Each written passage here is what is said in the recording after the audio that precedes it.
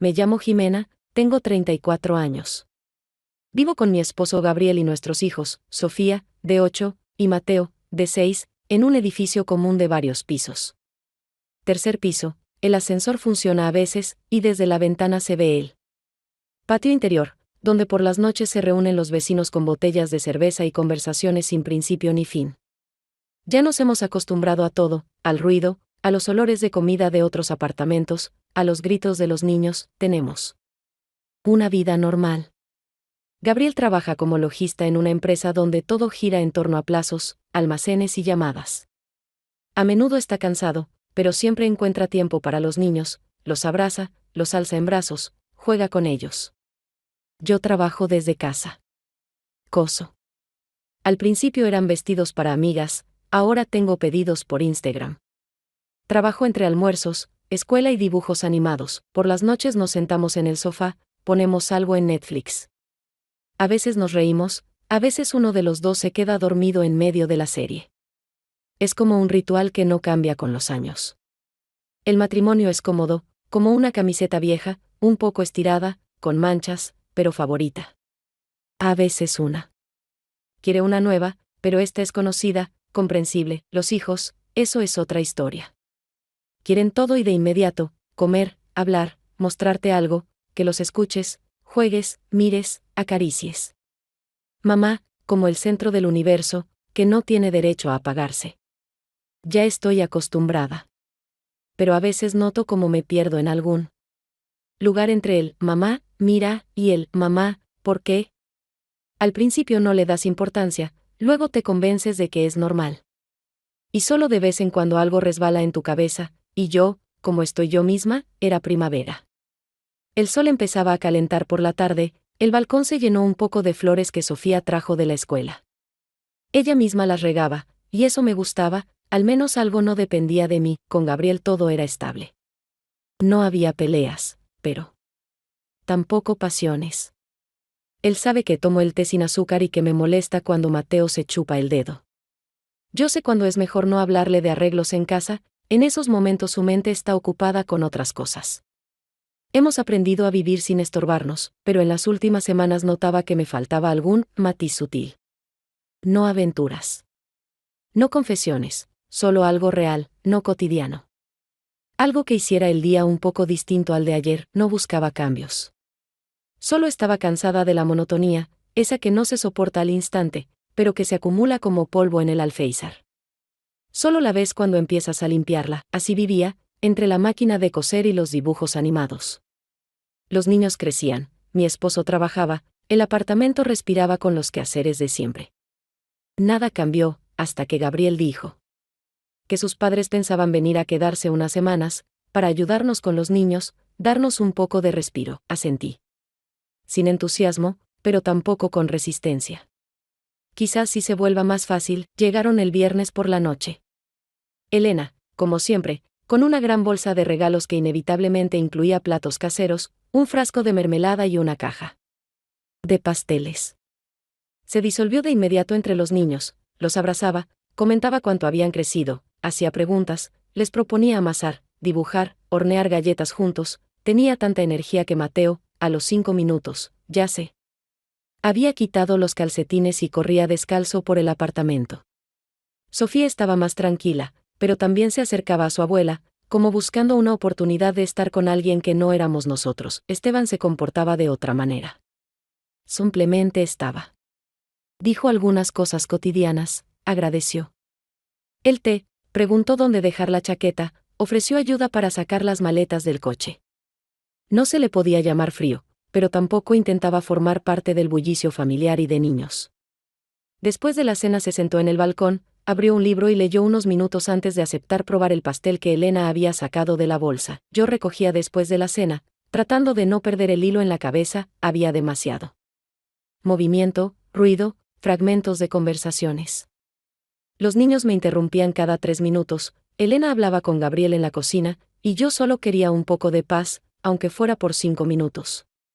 Esteban llevó su plato en silencio, lo puso sobre la mesa y me asintió, no como un gracias, sino más bien como algo entre cortesía y constancia de que yo estaba allí. Al día siguiente Elena llevó a los niños al parque, y aún Mencionaba una exposición en la biblioteca que todos juntos debíamos ver sí o sí. Gabriel se quedó en casa, organizando papeles para el trabajo, sentado frente al portátil en el dormitorio, casi sin salir. Yo lavaba ropa, doblaba cosas. Luego cosía, tenía que terminar un conjunto de pijamas infantiles encargado. Esteban estuvo todo ese tiempo cerca, pero sin imponerse. Arreglaba algo en el pasillo, notó que la puerta del armario no cerraba bien, sin siquiera preguntar permiso, empezó a ajustarla tranquilamente, no tenía motivos para decir nada. Pero de algún modo me vi envuelta en frases cortas. Le comenté que qué bueno que lo notó, porque yo ya me había acostumbrado a cerrarla a la fuerza. Él respondió que eso era algo habitual, y que era más fácil apretar una bisagra que soportarlo otros 6 meses. Luego recordó que ya había arreglado algo aquí una vez, en la cocina, parece. Me reí, no por el chiste, sino porque la conversación fluía tranquila, sin necesidad de mantenerla artificialmente. Lo que me sorprendió no fue lo que hablábamos, sino cómo lo hacíamos. Él no llenaba el espacio, no tomaba la iniciativa, no juzgaba ni mostraba una curiosidad excesiva. Pero cuando, entre una cosa y otra, dije en voz alta, más bien para mí misma, que mañana llovería, al día siguiente él ya había sacado el tendedero al balcón antes de que yo recordara hacerlo. Nadie lo pidió, nadie lo comentó, La noche estaba cociendo cuando él me trajo una taza de té. No dijo nada, simplemente la puso cerca. Y se fue. Ni siquiera me di cuenta enseguida de que era para mí. El domingo por la mañana, Elena se fue con los niños a otra de sus actividades, esta vez, un taller de cerámica para niños, y ella insistía en que Sofía y Mateo tenían que probar crear algo con sus propias manos, explicándoles que eso era bueno para desarrollar la motricidad fina, la paciencia y, en general, para formar el carácter. Gabriel volvió a quedarse en casa, pero pasó casi todo el día en el dormitorio. Su carga laboral últimamente se parecía a intentar mantener 10 pelotas en el aire con una sola mano, así que no lo interrumpí, no lo molesté, no pregunté nada. Me quedé en la cocina, trabajando en un encargo, mientras alternaba con la lavadora, el horno, varios mensajes sin leer en el teléfono y pensamientos que no lograban tomar forma. Esteban estaba en la sala con su libro, que de vez en cuando dejaba en el apoyabrazos para ir al baño o al balcón, luego volvía y se sentaba otra vez en su sillón, sin decir nada de más. En un momento, apareció en la cocina, no de manera repentina, no de forma invasiva, simplemente entró, tomó una taza, se sirvió té de un termo que había traído con él desde su llegada, y se sentó a la mesa, sin interrumpir el espacio, pero tampoco aislándose de él.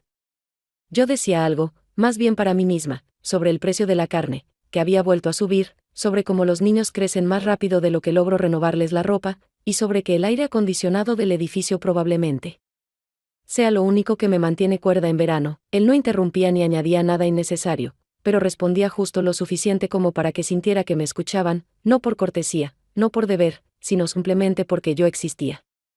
Y mis palabras tenían valor, incluso si hablaban de pequeñeces. No mostraba ningún interés típico de esas conversaciones que suelen volverse personales, pero recordaba que mencioné que a Mateo se le cayó su primer diente y que no me gusta secar la ropa dentro del cuarto. El tiempo pasaba parejo. El día transcurría sin sobresaltos, pero cuando Elena volvió con los niños, noté que lo lamentaba un poco, no por el ruido o el cansancio, sino porque esa presencia tranquila, que no me exigía nada salvo estar, iba a transformarse en otra cosa. Al día siguiente, todo se repitió. Elena organizó una salida a una feria donde habría una función de títeres, y yo me quedé en casa, no porque no quisiera ir, sino porque necesitaba estar en silencio, trabajar, ordenar el armario, preparar algo para cenar sin apuro. Esteban volvió a aparecer en la cocina, primero de paso, luego se quedó, se sentó con su taza, arregló algo en el cajón bajo el fregadero, encontró un destornillador viejo en la caja de herramientas, hizo un par de preguntas prácticas, y de nuevo, ni una insinuación, ni un gesto que pudiera interpretarse de otra manera.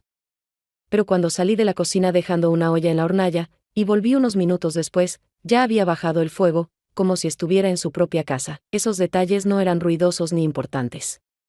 No tenían una forma marcada, pero empezaban a aparecer con más frecuencia. Yo sabía que todo seguía siendo normal y, al mismo tiempo, sentía que algo empezaba a moverse dentro de mí de un modo que antes no se movía. Esa noche, los niños estaban con Elena en el cuarto infantil, modelando algo con plastilina con mucha dedicación. Por lo que alcancé a oír, se suponía que estaban construyendo algo como un castillo con guardias y comida, lo cual significaba que estarían allí bastante rato, porque Sofía tenía requisitos muy claros sobre los detalles, y Mateo añadía todo lo que encontraba a su paso. Incluso un pedacito de envoltorio de caramelo. Fui a la cocina para limpiar después de la cena, no porque estuviera obligada, sino porque realmente me resultaba cómodo tener tareas conocidas frente a mí, que podía hacer en automático mientras me permitía pensar en cosas mías, sin importancia. Esteban estaba junto al fregadero, lavando su copa y sin intención de decir nada, enjuagó el vaso con concentración, lo puso en el escurridor, se secó las manos con la toalla colgada al costado y ni siquiera me miró. Comenté algo sobre los niños, dije que parecía que se peleaban menos últimamente, aunque tal vez solo porque ahora estaban con la abuela y sentían una energía nueva. Él se giró hacia mí, no enseguida, sino después de una breve pausa. Levantó la vista y sonrió ligeramente, no con ironía, sino con una comprensión tranquila de lo que quería decir, y respondió con calma, como si enunciara una verdad obvia: no se pelean, solo tienen miedo de perder atención. Sus palabras sonaron neutrales, pero por alguna razón, en ese momento, se quedaron en mí más de lo que se espera de una frase tan simple. Me giré hacia él, como queriendo preguntar algo o responder, pero en lugar de palabras, noté que estábamos más cerca el uno del otro que de costumbre, no intencionadamente, no a propósito, simplemente ocurrió, y ninguno de los dos se apresuró a alejarse. Su mano rozó la mía, no de forma repentina ni insistente, sino suave y natural, como si no hubiera ningún doble sentido en ello, pero sentí ese contacto completamente, sin defensas, sin cautela. Mi cuerpo fue el primero en reaccionar, aunque no hice nada, no me retiré, no salí de la habitación, no cambié de tema, no creé distancia. Simplemente me quedé donde estaba, tranquila, silenciosa, consciente. No había caos en mi cabeza, ni dudas, ni miedo, ni decisiones. No fue un momento que lo cambió todo, y precisamente por eso, quedó grabado. Nadie lo continuó. Ambos hicimos como si nada hubiera pasado, y de hecho, nada pasó en el sentido habitual de la palabra. Pero la sensación de presencia, la mirada, la distancia que de repente se había acortado, permanecieron en mí incluso cuando volví a la cocina y empecé a guardar los platos. Esteban salió de la cocina tan tranquilo como había entrado. Sin girarse, sin intentar fijar nada, y por eso supe, no fue una casualidad. Esa noche, durante mucho tiempo, no sentía en la piel el roce mismo, sino la manera en que se dio, sin presión, sin apuro, sin necesidad de explicaciones.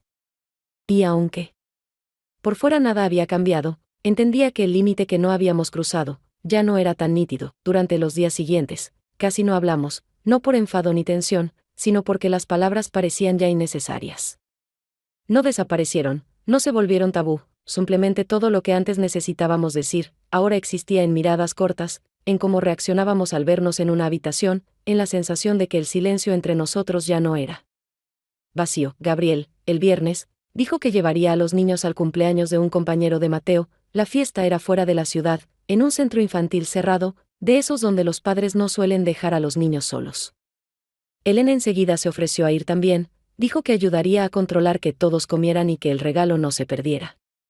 Yo dije que me quedaba, tenía que terminar un trabajo, preparar el almuerzo, limpiar un poco. Era conveniente. Era verdad. Pero también no Esteban, como resultó, también se quedó. No explicó por qué, solo dijo que no le gustaban mucho los lugares ruidosos y que los niños estaban en buenas manos. Asentí, sin comentarios. La casa se volvió silenciosa, inusualmente silenciosa, pero no tensa. Simplemente cada uno hacía lo suyo. Yo revisaba productos en la nevera, trataba de recordar si había arroz y si debía sacar el pollo, que llevaba 2 días esperando su turno. Esteban trajo algunas cosas del supermercado, arroz, limones, una lata de aceitunas, cosas que uno compra sin pensar. No preguntó qué hacía falta, solo lo puso todo sobre la mesa y empezó a guardarlo en los estantes. Estábamos en la misma cocina, moviéndonos sin apuro, sin estorbar al otro.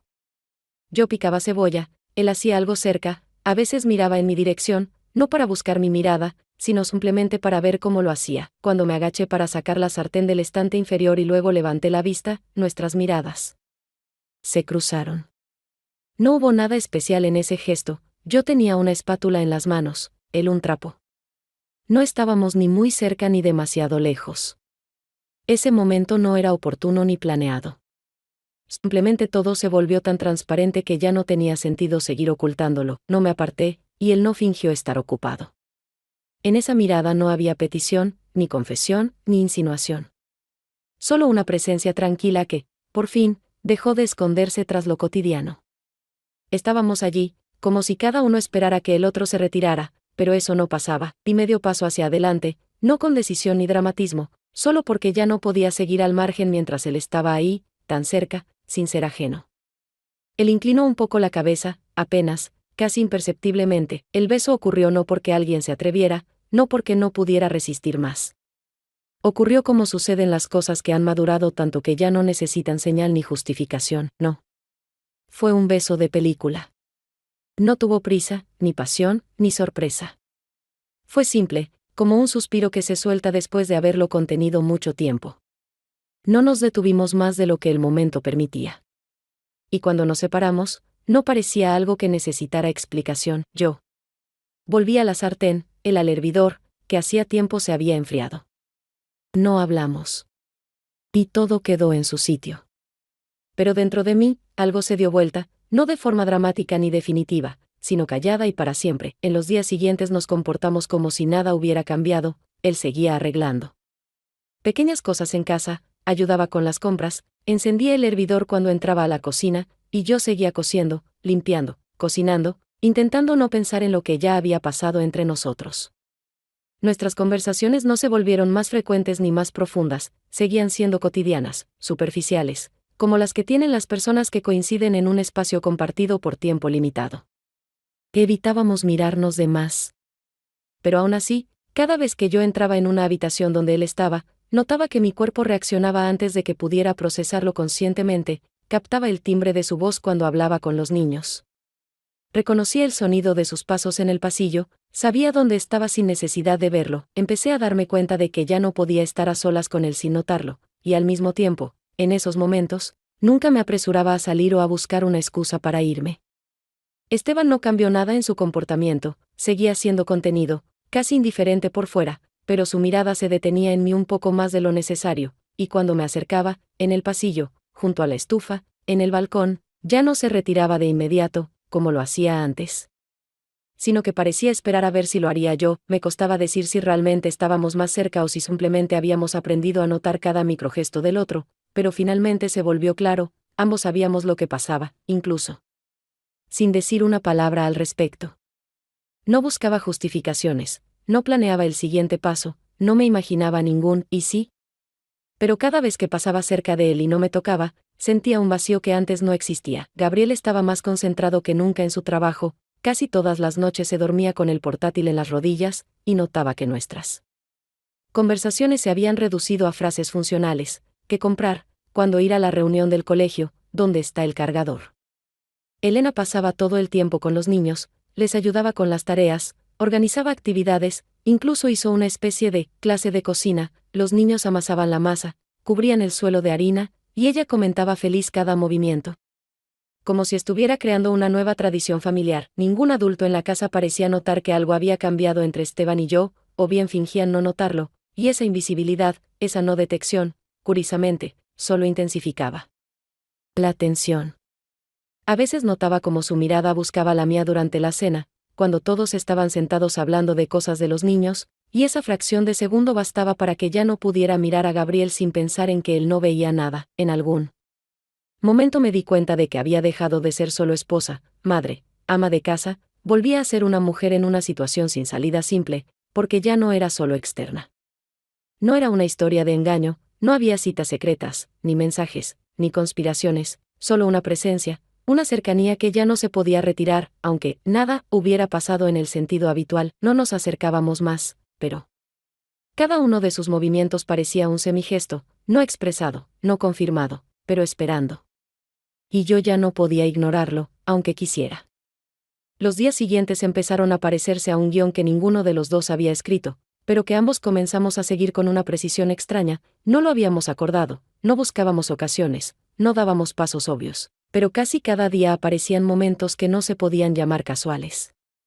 Esteban cada vez se quedaba más tiempo en el pasillo si yo pasaba cerca, sin cruzar límites, sin bloquear el paso, simplemente se quedaba un poco más de lo necesario, y eso bastaba para que yo sintiera que ambos estábamos presentes en ese instante no por razones prácticas, yo también empecé a moverme distinto, a veces me demoraba en una habitación, sabiendo que él estaba por entrar, a veces pasaba más cerca de lo que dictaría el sentido común, y no evitaba ese roce de hombros o codos, aunque durara solo un segundo y no tuviera ninguna importancia oficial.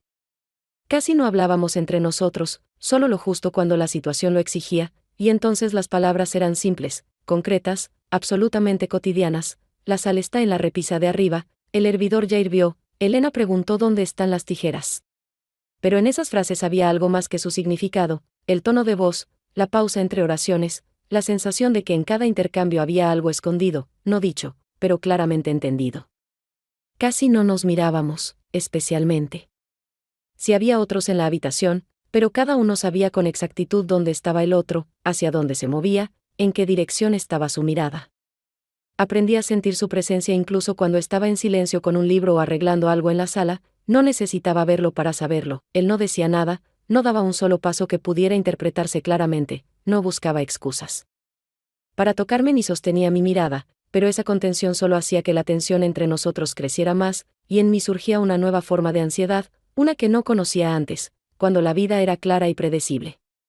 Yo seguía preparando la cena, lavando la ropa, cosiendo, escuchando a Sofía leer en voz alta, respondiendo a Mateo cuando preguntaba por qué el sol se va a dormir, pero en cada día empezaba a aparecer un momento en que ya no era solo mamá, esposa o ama de casa. Esos minutos eran cortos, pero densos, cuando él me pasaba algo de un estante, cuando su mano rozaba la mía mientras preparábamos té, cuando lo oía entrar a la habitación y a propósito no me giraba. Y cada vez me sorprendía pensando que esperaba ese instante, aunque me reprochara a mí misma justo después, aunque me prometiera no provocarlo de nuevo, quería convencerme de que era algo pasajero, algo que se iría en cuanto se fueran. En cuanto cambiara la rutina, pero veía cuán profundamente ya estaba dentro de mí, no como pasión. No como enamoramiento, sino como una necesidad interior de ser vista, no como madre, no como la esposa de Gabriel, sino como mujer, que existe fuera de los roles. Seguía volviendo a la habitación matrimonial, acostaba a los niños, respondía mensajes de amigas e incluso bromeaba con Elena sobre lo rápido que había pasado la semana, pero al mismo tiempo, cada vez que Esteban entraba a una habitación, yo enderezaba la espalda y dejaba de respirar por un instante, y cuando salía, volvía a mis tareas con un alivio extraño, mezclado con decepción. No hablábamos de nada, ni en susurros, ni con miradas, ni con insinuaciones, pero el silencio entre nosotros había adquirido una forma totalmente distinta, no ocultaba, sino que confirmaba. No rompía el vínculo, lo volvía más denso. Y por eso todo se volvía más difícil, porque seguíamos viviendo en una casa donde los niños corrían, se preparaba la cena, sonaba el teléfono, y entre todo eso, como a través de capas, ya pasaba algo que no se podía nombrar, pero tampoco se podía dejar de sentir. El sábado por la mañana todo fue como siempre, los niños se despertaron antes de las 8, empezaron a buscar algo entretenido en la habitación, hurgaban entre cajas, hojeaban libros, pedían que les pusieran dibujos animados, y luego recordaron de repente las figuras de plastilina que no habían terminado 2 días antes. Todo el alboroto se trasladó poco a poco al cuarto infantil, que en 10 minutos ya parecía demasiado lleno para ser tan temprano. Elena, que solía levantarse más tarde, esa vez se unió casi enseguida, trajo fruta, empezó a inventar cosas.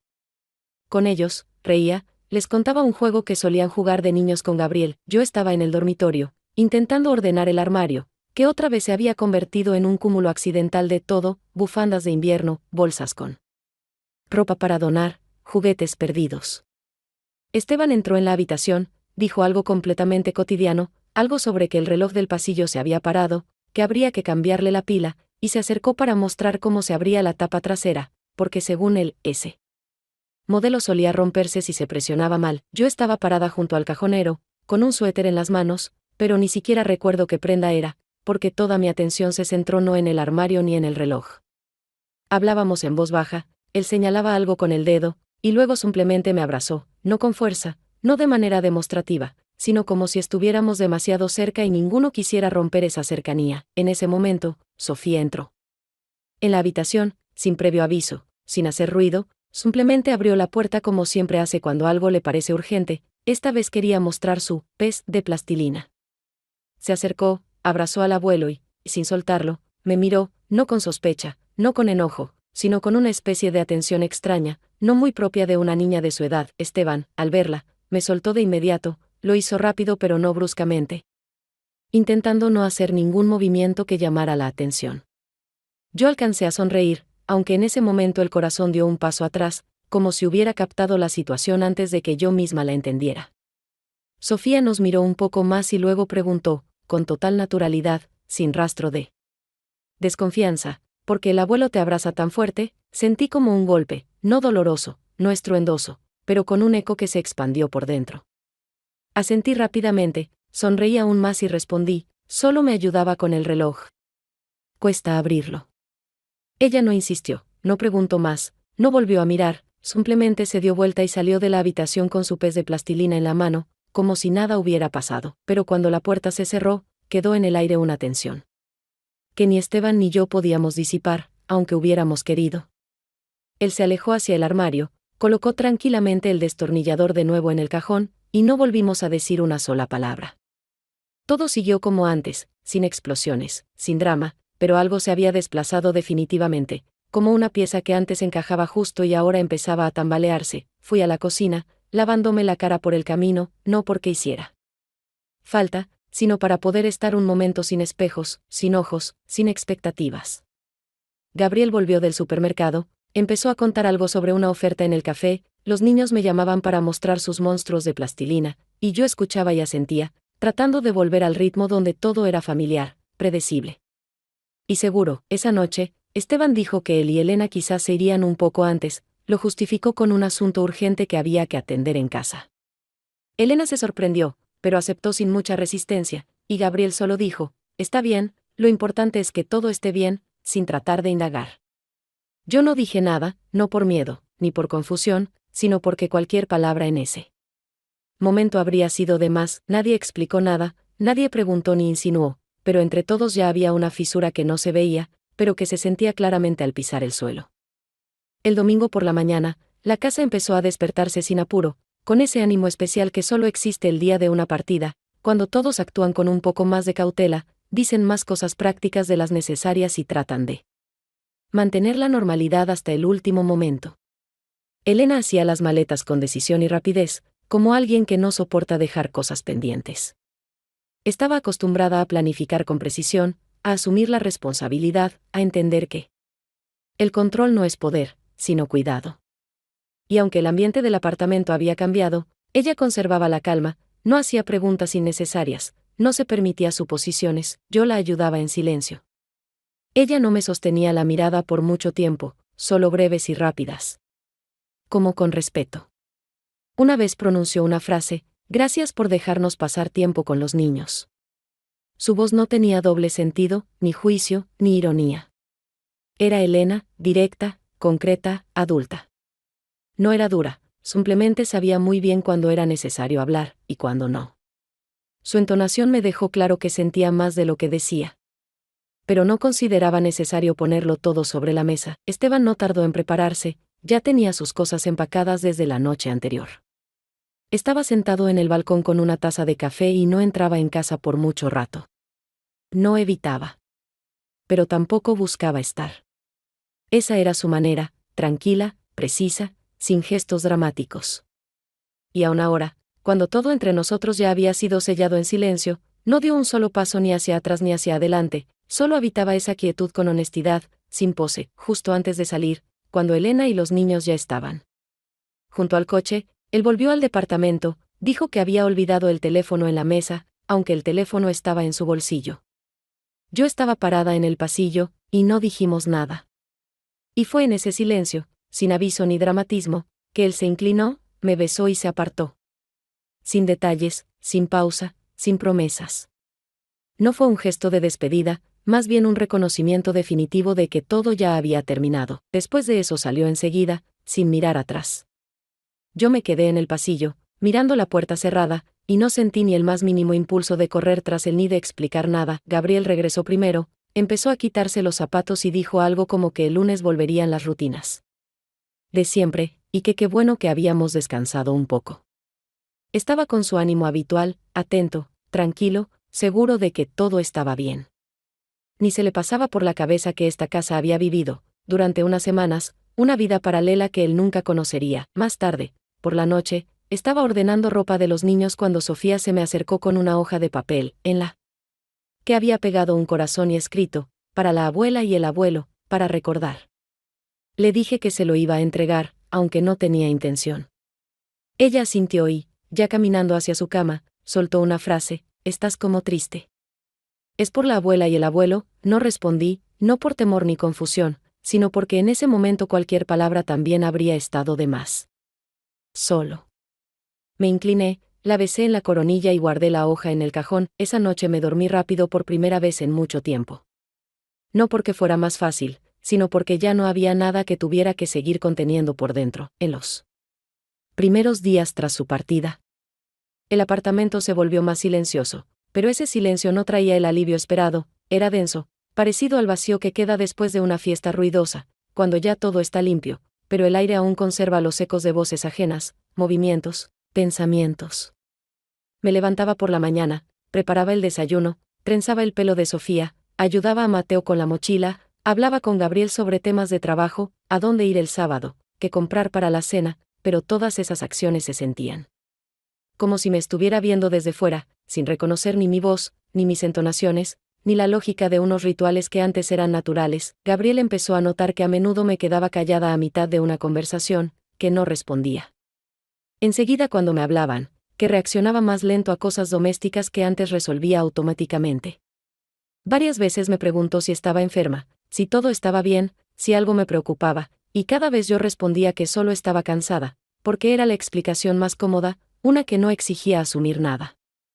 Él me creía, porque no tenía motivos para no hacerlo, todo lo demás seguía igual, yo estaba presente, hacía, respondía, no lo alejaba. Los niños seguían como siempre, Mateo pedía agua a las 3 de la madrugada. Sofía insistía en que le leyera antes de dormir, veíamos dibujos animados juntos, pintábamos, buscábamos calcetines perdidos, hacíamos gofres los domingos. Pero incluso en esos detalles del día a día empecé a notar que algo dentro de mí ya no se movía igual, no rápido, no doloroso, pero perceptible. Me volví más atenta a mis propias reacciones, empecé a notar cuán seguido pensaba no en lo que pasaba ahora, sino en lo que ya había pasado y no podía repetirse. Cuando me quedaba sola en casa, intentaba llenar el espacio con acciones. Cosiendo, limpiando el suelo, ordenando cosas, planificando la cena, pero en cada movimiento había una pausa, como si una parte de mí siguiera en estado de espera, aunque sabía bien que ya no había nada que esperar. A veces me detenía en medio del pasillo, como olvidando a dónde iba, y no lograba volver de inmediato a la realidad, porque me faltaba ese ancla interna que mantuviera mis pensamientos en el presente. Todo en el apartamento volvió a funcionar. Como antes, las mismas paredes, los mismos sonidos, las mismas noches con series y mantas tibias, pero yo ya no era la misma. No me torturaba la culpa en el sentido directo, no me sentía traidora, no veía en lo que ocurrió algo malo o imperdonable, porque no fue un juego ni una traición, fue una comprensión, profunda, callada, sin dramatismo, de quien soy fuera de mis roles. Una noche, mientras acostaba a los niños, Sofía se me acercó y dijo, muy simple, sin emoción exagerada, pero con una claridad que me atravesó: sé que estás triste, pero igual sos la mejor mamá. No sé de dónde lo sacó, tal vez de aquella escena matutina, tal vez simplemente sintió en mí algo cambiado, distinto de lo habitual, pero sus palabras me quitaron la capacidad de reaccionar. No le respondí nada, no la abracé de inmediato, no la besé en la frente como todas las noches. Solo la tomé por los hombros y la sostuve largo rato, en silencio, como si a través de ese contacto quisiera decirle todo lo que no podía poner en palabras. Después de esa noche, empecé a dormir un poco más profundamente, no porque fuera más fácil, sino porque entendí que la mayoría de las cosas ya no necesitaban explicación. Todo lo que debía pasar, ya había ocurrido, y ahora solo me quedaba no retroceder el tiempo, no huir de mí, no inventar nuevas razones para dudar, sino aprender a estar en este estado sin resistencia interior. No me hacía preguntas a las que no quería responder, ni buscaba un futuro que no existía. Solo vivía estos días, hasta que esta nueva sensación de mí misma se afianzara lo suficiente como para no tambalearse con las primeras olas de la realidad. Pasó poco más de una semana hasta que la casa recuperó por completo su ritmo habitual. Gabriel volvió a quedarse un poco más en el trabajo, los niños retomaron su rutina entre la escuela y las tareas, y yo me sumergí de lleno en los Nuevos pedidos que se habían acumulado después de una pequeña pausa. Incluso empecé a planear el lanzamiento de una nueva línea de vestidos infantiles que me había prometido muchas veces, pero que siempre posponía por cansancio, falta de tiempo o inseguridad. Nuestras noches con Gabriel se volvieron un poco más cálidas, no por algún esfuerzo especial, ni porque habláramos de temas profundos o de emociones que no tocábamos hace tiempo, sino más bien porque dejé de esperar de esas noches algo más de lo que podían dar, y con eso desapareció la irritación interna, disminuyó la tensión. Y hasta un roce breve en la rodilla, sentados juntos, volvió a sentirse como un gesto de cercanía y no como un acto mecánico. Ya no intentaba volver al estado en el que estaba antes de todo lo que pasó, entendía que regresar por completo era imposible. Y que tampoco tenía sentido, porque no es que me reencontré, sino que me sentí por primera vez después de mucho tiempo de vivir definida solo por roles: madre, esposa, ama de casa, costurera, voz que responde al grito, manos que cocinan, hombros que sostienen el orden. Ahora, al mirarme en el espejo por la mañana, notaba no solo las ojeras o el peinado que debía corregir rápido, sino también una mirada que ya no estaba disuelta en lo externo, sino presente, centrada, capaz no solo de reaccionar, sino de mirar de frente, sin vacío por dentro. No intentaba olvidar lo que hubo entre Esteban y yo, no me decía que no significó nada, pero tampoco le daba un lugar en el futuro, no buscaba continuación, no repetía escenas en mi cabeza, no era un recuerdo que ardiera ni que abrigara. Era algo así como una experiencia que había atravesado mi cuerpo y me había dejado una certeza: soy capaz de verme no solo en el reflejo de lo doméstico, sino también en la mirada de otro, en un reconocimiento silencioso, en una reacción que no está ligada a responsabilidades. Y aunque haya durado poco, aunque no se haya convertido en nada más, fue suficiente para que ya no me perdiera tan profundamente en lo cotidiano como antes. Volví a ser la dueña de mi cocina, pero ahora con la sensación interior de que tengo derecho a una pausa, a una taza de té, no solo porque tengo las manos frías, sino porque quiero. Empecé a escuchar música más seguido, no canciones infantiles ni ruido de fondo, sino aquellas melodías que siempre me gustaron, pero que no me permitía poner, porque no era el momento. Empecé a salir de casa no solo para comprar algo, sino simplemente para caminar, sola, sin hablar, sin planear, sin el teléfono. Sofía dejó de mencionar aquella escena en el dormitorio, como si de verdad hubiera creído la explicación, lo hubiera olvidado, o hubiera decidido que no valía la pena volver a eso. Pero una noche, cuando nos íbamos a dormir, se me acercó, me abrazó y dijo: «Estás como cuando yo tenía 5 años, otra vez sos una mamá que sonríe con los ojos». No respondí nada, porque en momentos así, las palabras solo arruinan todo, o sobran. Solo le acaricié el pelo, y eso fue suficiente para que se durmiera a mi lado sin una sola pregunta. Este nuevo estado no es euforia, ni calma, ni alegría, es más bien una claridad, en la que ya no hay miedo de perderme entre la rutina, porque ahora sé lo que es desaparecer de la propia vida, y cómo se siente volver. No tengo ilusiones, no espero nada nuevo, no cuento con cambios, pero dentro de mí apareció un recurso que no depende de quien esté cerca ni de lo que pase. La vida sigue, con cuadernos escolares, desayunos, paraguas olvidados, las risas de Mateo, ropa seca en el balcón, olor a canela en los pasteles y capítulos pendientes en Netflix que esperan por la noche. Pero ahora no vivo en ella como una sombra, ni como quien cumple funciones, sino como alguien que otra vez tiene un lugar que le pertenece solo a ella, y eso, ahora, es suficiente.